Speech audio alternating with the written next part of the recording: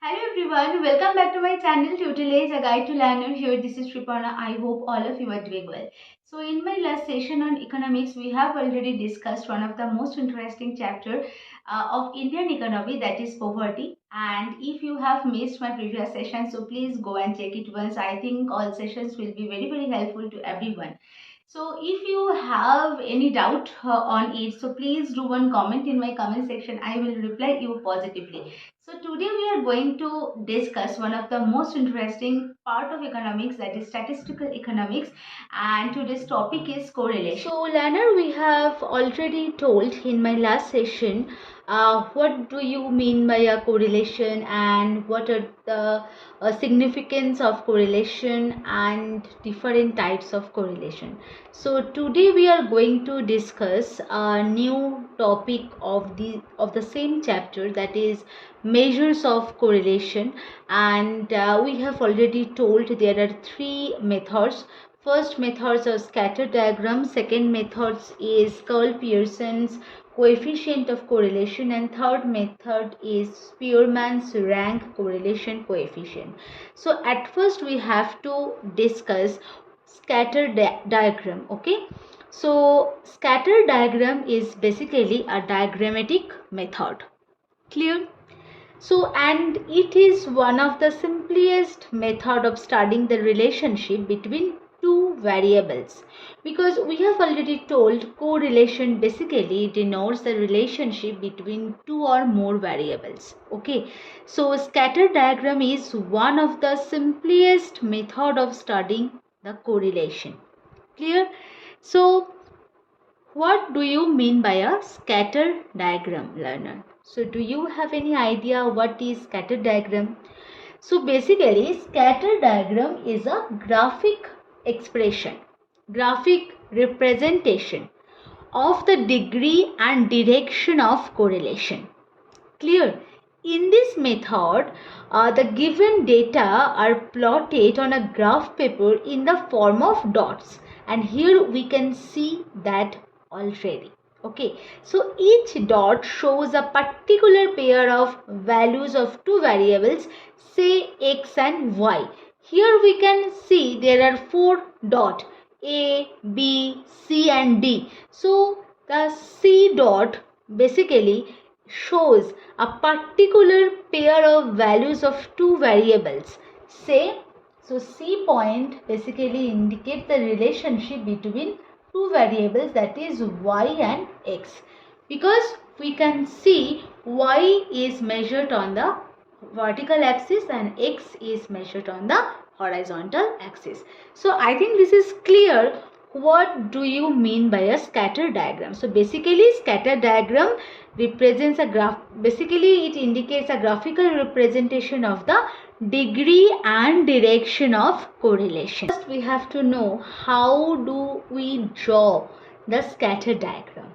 Okay, so we take two axis coordinate and plotting the values of two variables. So one variable that is independent variable and another variable that is dependent variable. Okay, so independent variable is measured on the horizontal axis, that is x axis, and the dependent variable is measured on the vertical axis.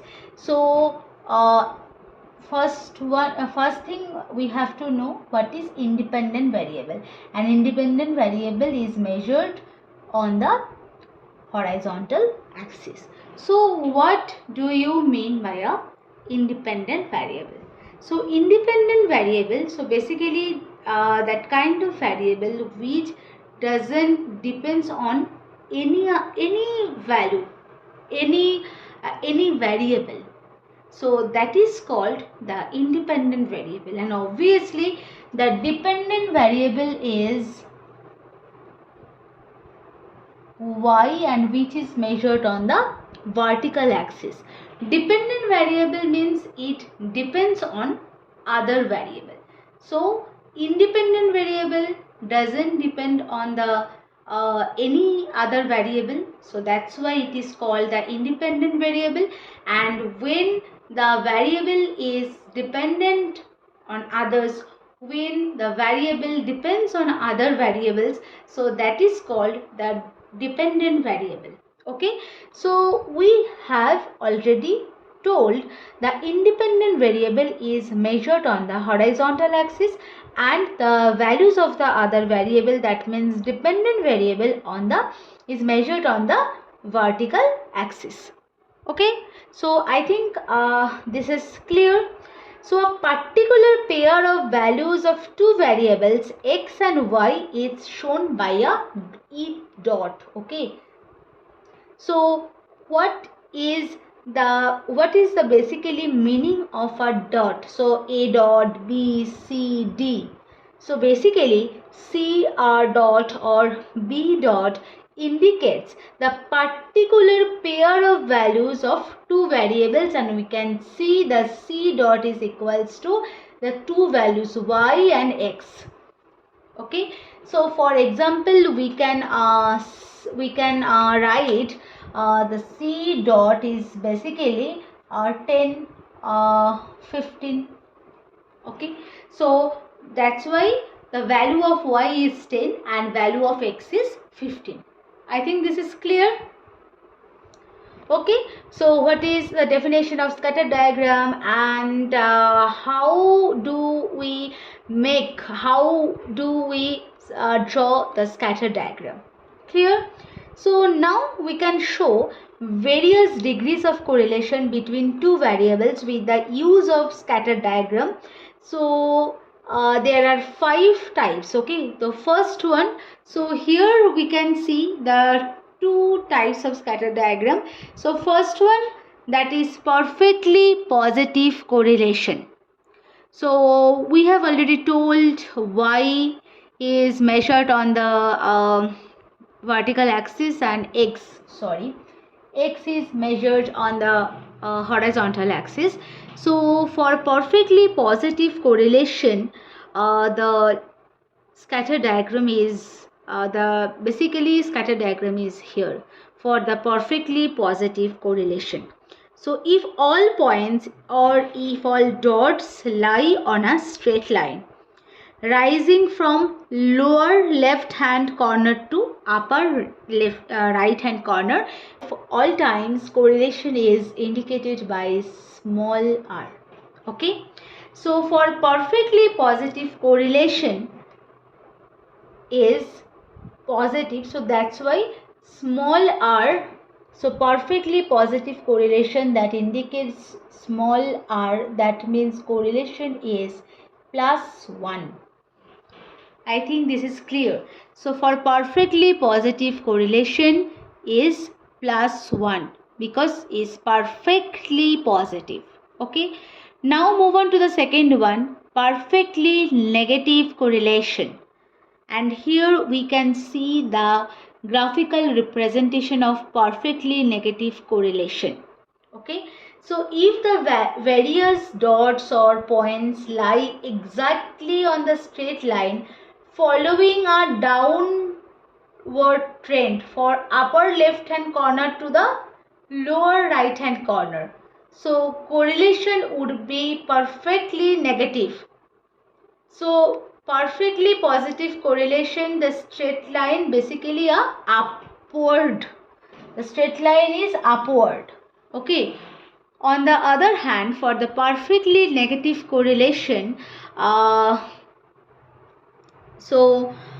basically it is a downward trend. That is the basic differences between perfectly positive correlation and perfectly negative correlation. And correlation for perfectly negative correlation, that is r, small r, sorry. So small r is equals to -1. So for perfectly positive for perfectly positive, r is +1, and for perfectly negative, r is -1. So I think this is clear.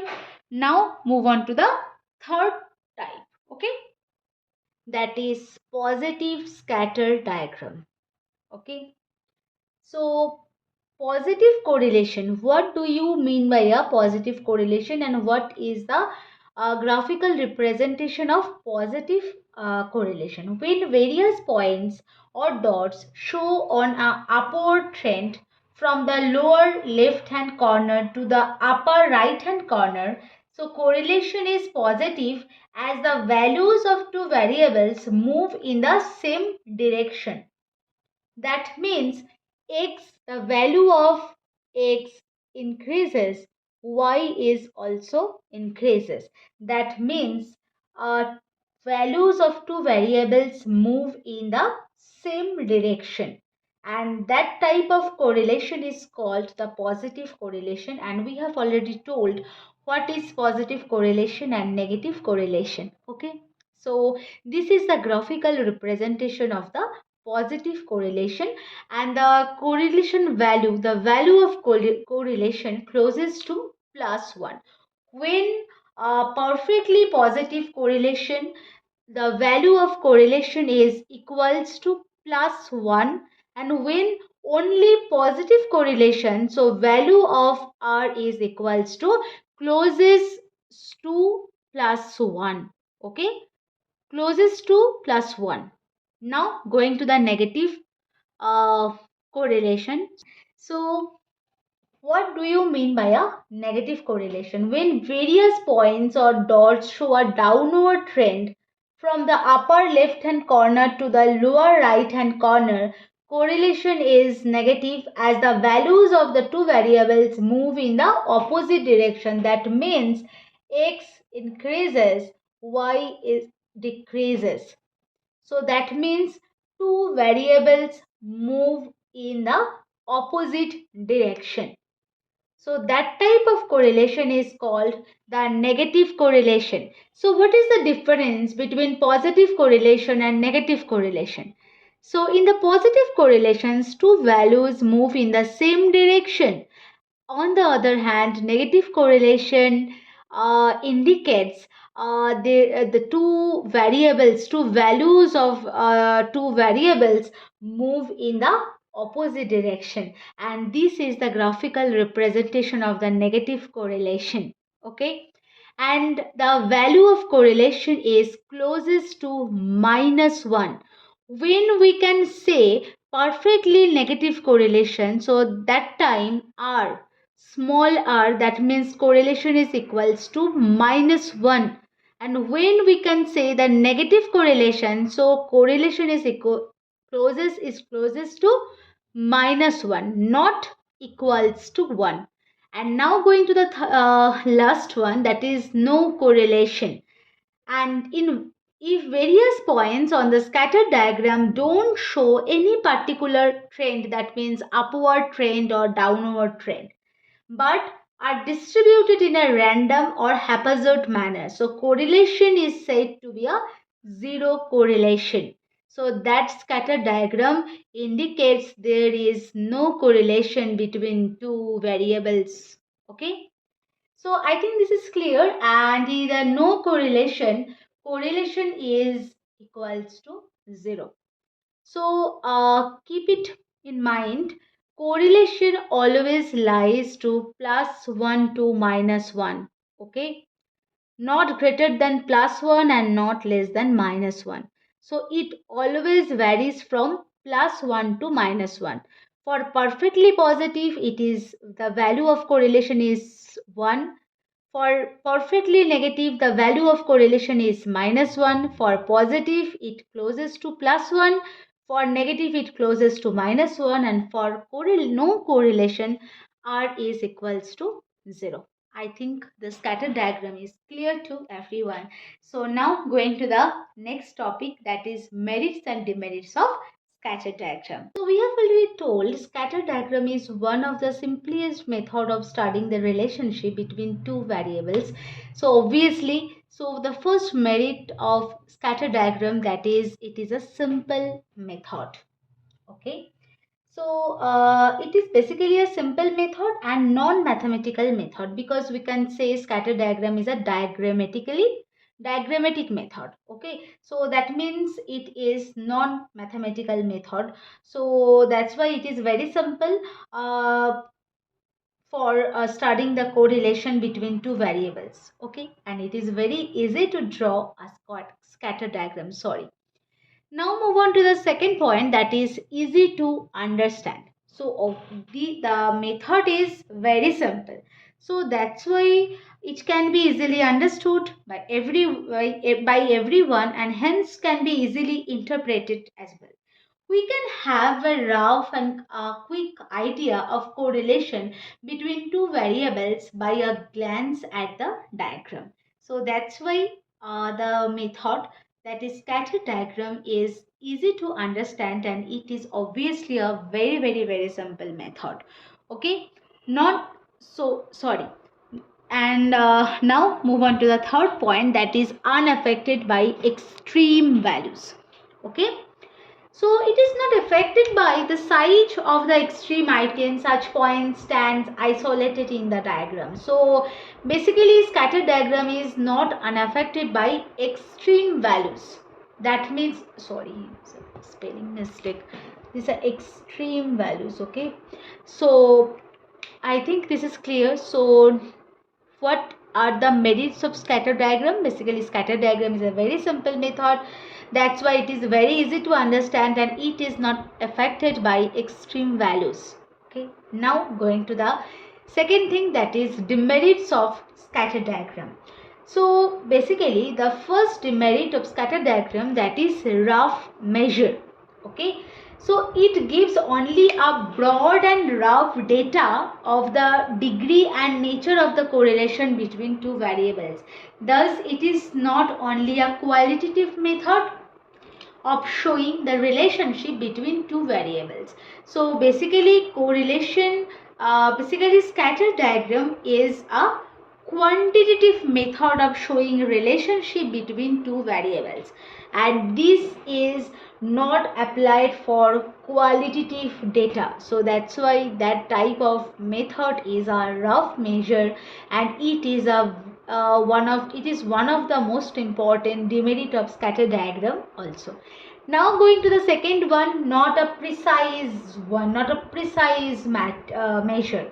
A scatter diagram doesn't give exact and precise measurement of correlation, as it doesn't undertake any mathematical treatment of the concept of correlation. We have already told scatter diagram is a simple method and non-mathematical method of studying the correlation between two variables. So that's why it is not a precise one. Now move on to the last demerits of the scatter diagram, that is unsuitable for larger one. That means larger observation. Okay.